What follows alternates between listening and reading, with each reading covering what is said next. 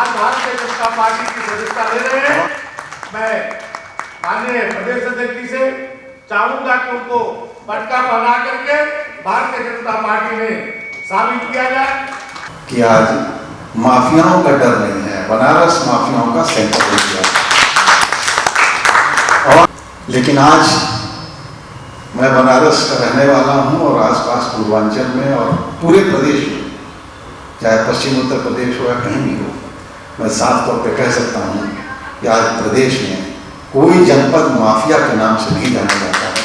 जाना जाता है तो भारतीय जनता पार्टी के नेतृत्व के नाम से और वहाँ के कार्यकर्ताओं के और वहाँ के जनप्रतिनिधियों के नाम से। बनारस के कैंट विधानसभा से 4 बार विधायक रहे और वर्तमान में विधान परिषद के सदस्य हैं और समाजवादी छात्र सभा की स्थापना काल से बीएचयू के राजनीति में थोड़ी देर के लिए और प्रदेश के सभी विश्वविद्यालयों में समाजवादी छात्र सभा की स्थापना किए और जिनकी पत्नी भी बीएचयू छात्र संघ की पदाधिकारी रही। आदरणीय शत्रुघ्न प्रकाश जी माननीय मुलायम सिंह जी के मंत्रिमंडल में 2 बार मंत्री रहे। ऐसे एक महान नेता जिनका पूरा जीवन समाजवाद के लिए समर्पित रहा, माननीय मुलायम सिंह जी के हर संघर्षों के साथी रहे।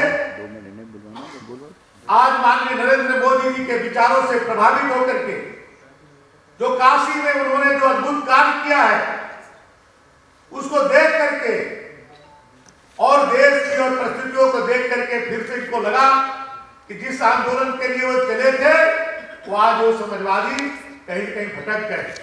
आज नेताजी का वो सम्मान समाजवादी पार्टी में नहीं रही और दूसरे तरह की समाजवादी दल आज बन गया है।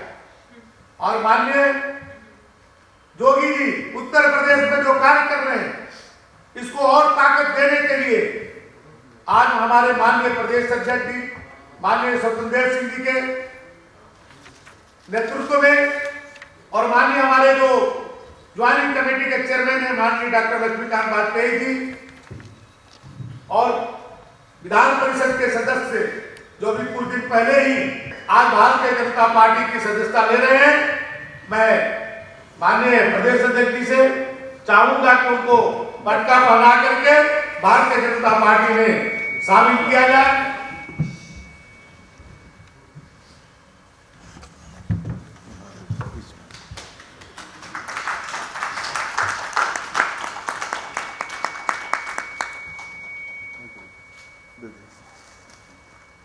अभी पकड़ लीजिए कुछ।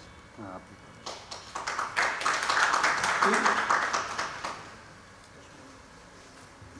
माननीय प्रदेश अध्यक्ष जी से मैं चाहूंगा कि इस अवसर पर मीडिया के बंधुओं को या उपस्थित कार्यकर्ताओं को 2 शब्द कहें।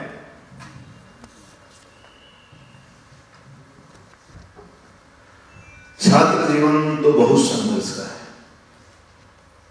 शत्रुघ्न प्रकाश जी का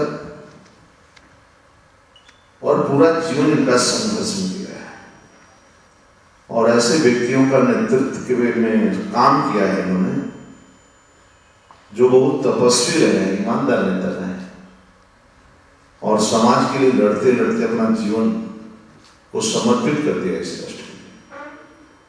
चाहे चौधरी चरण साहब रहे हों, राम मनोहर लोहिया जी रहे हों या राजनारायण जी रहे हों, उनके सानिध्य में आपने बहुत संघर्ष किया जिसकी आप कल्पना नहीं कर सकते थे।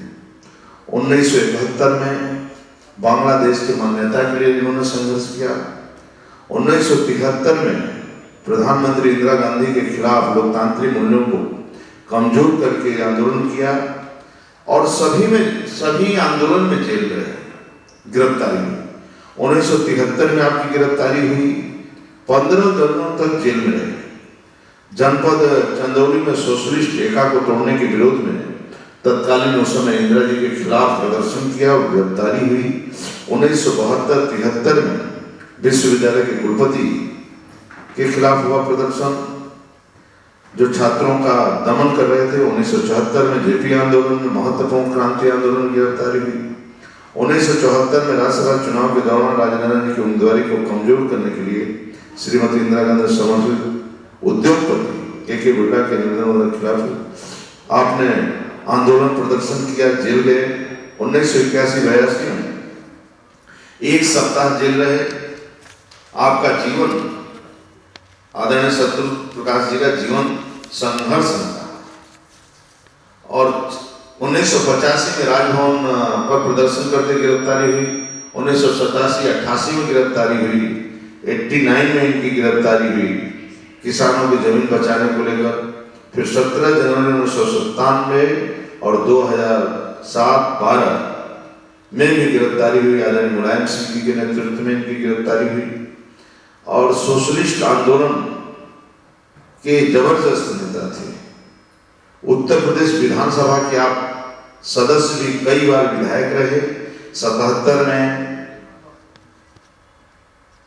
आगे आप 85 में 89 में और मंत्री भी रहे। कई विभागों के आप मंत्री रहे। एक ईमानदार नेतृत्व इन्होंने किया है समाज का। फिर 77 से लेकर 2015 में किसी न किसी बोर्ड के उपाध्यक्ष अध्यक्ष आप निर्वाचित रहे। लेखन कार्य भी किया आपने।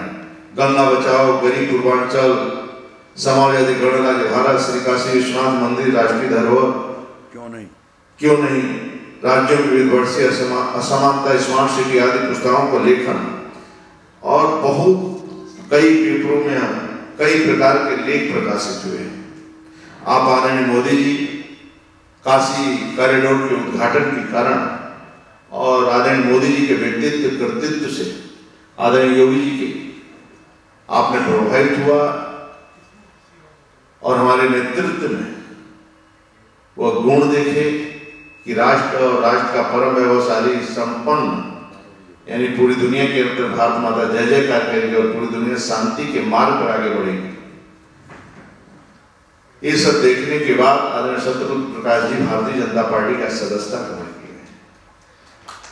आज जैसा व्यक्तित्व, आज जैसा कृतित्व कार्य करने वाला और स्वयं में आपका व्यक्तित्व है जिसकी प्रतिष्ठा है समाज, ऐसा व्यक्तित्व कृतित्व के धनी आदरणीय शत्रुघ्न प्रकाश जी भारतीय जनता पार्टी के ज्वाइन करने से पार्टी का कद बढ़ेगा, समाज में प्रतिष्ठा बढ़ेगी और आपकी जो प्रतिष्ठा है वो भारतीय जनता पार्टी का जो है समाज में भी प्रतिष्ठा बढ़ेगी हम सबका। मैं हृदय से आपका स्वागत करता हूँ, अभिनंदन करता हूँ और हृदय से आपका वंदन करता हूँ। आपके पार्टी में आने से पार्टी का कद बढ़ेगा। आपको बहुत बहुत धन्यवाद देता हूँ और आपसे निवेदन करता हूँ कि आप भी 2 शब्द, आदरणीय वाजपेयी जी भी 2 शब्द बोल दें। आदरणीय अध्यक्ष जी, आदरणीय शत्रुघ्न प्रकाश जी, आज माननीय शत्रुघ्न प्रकाश जी के भाजपा में शामिल हुए, जिनका काफी बड़ा समय संघर्ष और जेल में बीता हो। 20 बार जेल यात्राएं, 30 बार गिरफ्तारी और केवल उत्तर प्रदेश की जेल ही नहीं, तिहाड़ जेल तक जाकर परिस्थिति राष्ट्रपति भवन में घुसकर संघर्ष करना और अपनी ताकत का प्रदर्शन करना, उसके पर्यायवाची हैं आदरणीय शत्रुघ्न प्रकाश जी। समाजवादी आंदोलन के पुरोधा, उत्तर प्रदेश के समाजवादी पार्टी के संस्थापक सदस्यों में से। जब समाजवादी आंदोलन भटका और आदरणीय नरेंद्र मोदी जी ने आदरणीय शत्रुघ्न प्रकाश जी के मन का एक विषय, काशी विश्वनाथ राष्ट्रीय धरोहर क्यों नहीं, उसका जब कॉरिडोर के रूप में विकसित करके अपना नाम अहिल्याबाई होलकर, महाराजा रणजीत सिंह और उसके बाद नरेंद्र मोदी का नाम विश्वनाथ मंदिर के इतिहास के साथ जोड़ा, तो उससे आह्लादित होकर, प्रेरित होकर आदरणीय शत्रुघ्न प्रकाश जी ने राष्ट्रवादी ताकतों के साथ काम करने का मन बनाया और राष्ट्रवादी ताकतों के साथ गरीबों की लड़ाई लड़ने का जो अपना संकल्प उसको जारी रखेंगे।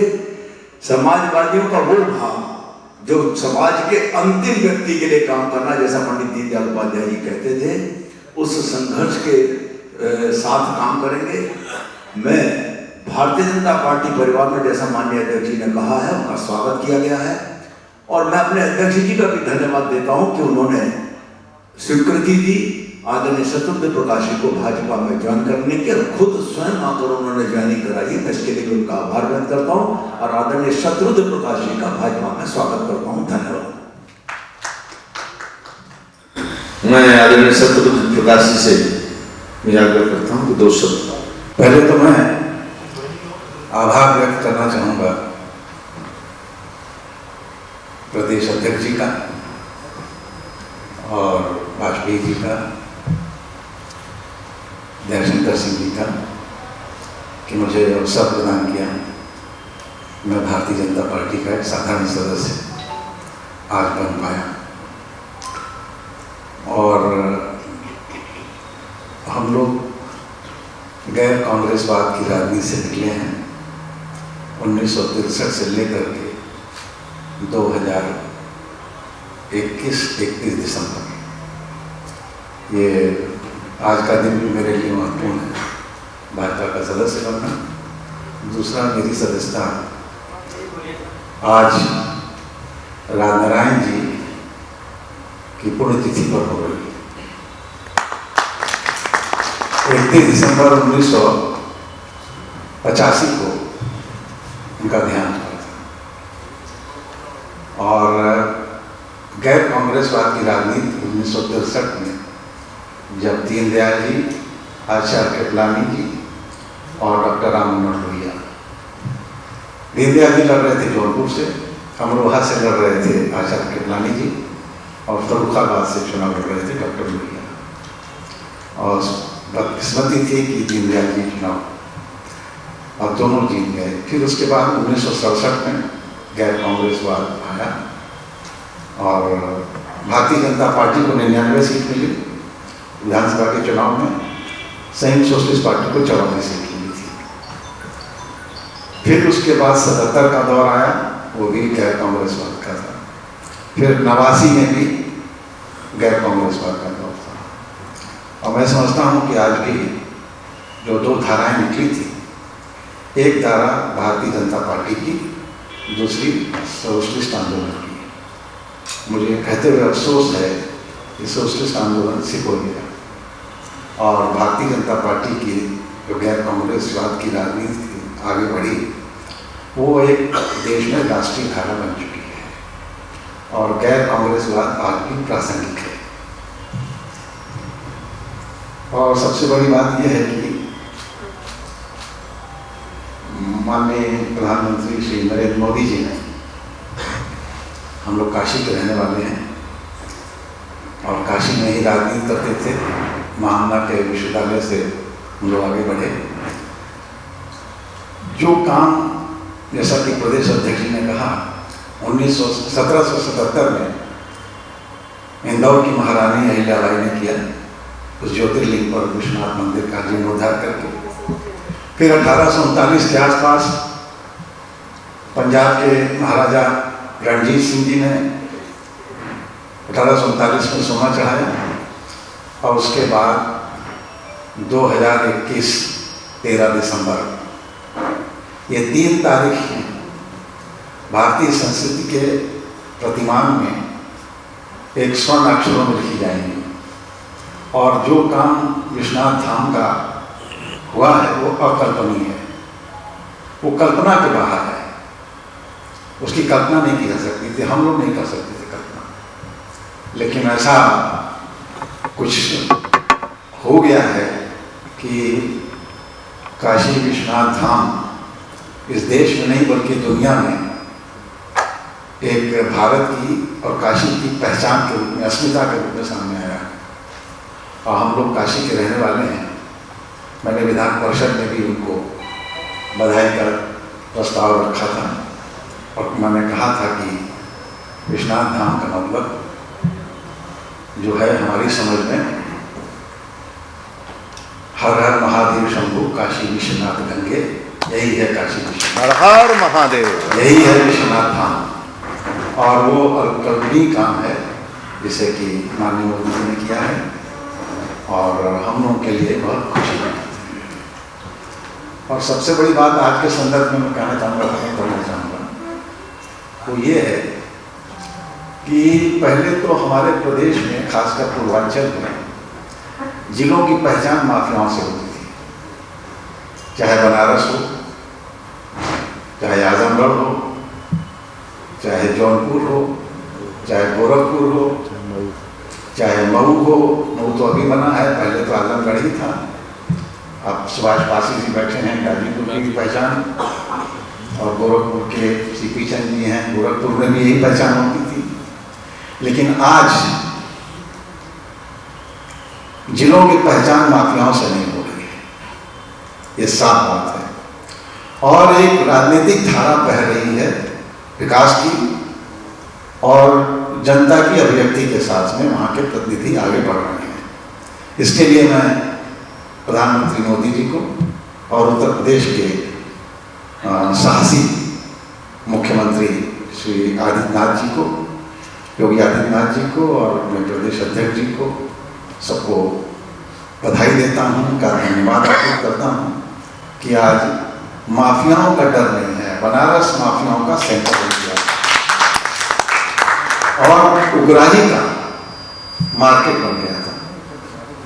राजनीतिक जो शख्सियत थी वो खत्म होती जा रही थी और पैरेलल सिस्टम काम कर रहा था। उसमें लोग भयभीत रहते थे, डॉक्टर नहीं बचा था, वकील नहीं बचा था, व्यापारी नहीं बचा था, ये सारे के सारे लोग पीड़ित रहते थे। जहां शिकायत करने जाते थे पता लगता था कि वो खुद ही माफिया का प्रतिनिधि है।